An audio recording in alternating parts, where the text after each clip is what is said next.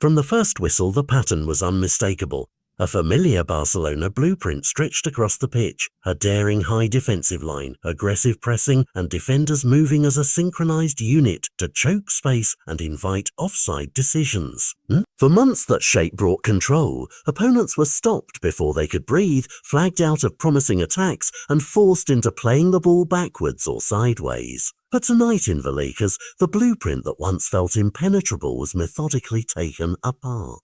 Rayo Vallecano did not rely on a single moment of luck. They arrived with an answer. Rather than sprint into the space behind the defense, they attacked angles, used the wide corridors, and deliberately teased the last line, making a mockery of the notion that a high line by itself is an automatic advantage. Issy Palazón became the visible face of a subtle plan.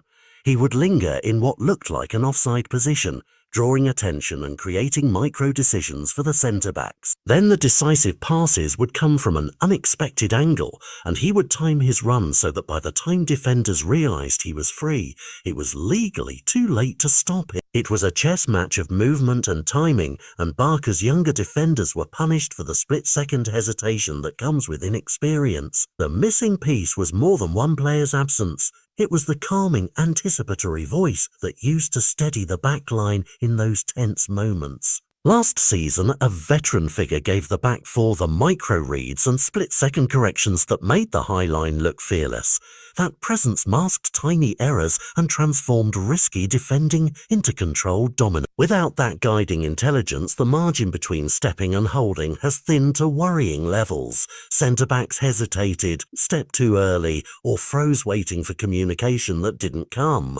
It wasn't only the defensive moments that spoke of trouble. Barcelona's possession at times felt heavy and predictable, hurried passes, and a lack of the elastic, risk-managed movement that used to create second chances. The goalkeeper's reflexes denied a worse scoreboard, and those saves should be a warning rather than consolation.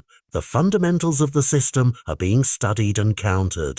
For Hansi Flick, the fallout is tangible. A tactic that once intimidated opponents is now a manual for how to beat them. He has a menu of imperfect choices. Demand a youngster quickly embody the veteran's cerebral authority, a tall order, drop the line and trade aggression for a deeper, safer shape which alters Barca's identity. Or reinvent pressing triggers so the high line becomes less telegraphed and more situational. None of these is cost-free and all require time, coaching and clear leadership on the pitch. Opponents across La Liga will note what happened in Vallecas and try to replicate it. Tactical innovations spread fast, and a blueprint that works once is seldom long-lived. The real leverage for Barcelona is that the underlying talent and the coaching philosophy remain intact. This is a pivot, not a verdict. Flick can stabilize the situation by enforcing communication, adjusting personnel roles, or adding a disciplined midfield shield to cover moments of hesitation. He can also use these exposures as a spur to evolve the strategy so that unpredictability replaces predictability. What happened in Vallecas should be treated as an alarm bell. Rivals have found a method to unsettle Barca's high line, and now the onus is on the manager and the squad to prove that they will learn, adapt, and reassert tactical supremacy before the film rooms across the league make this particular script standard practice.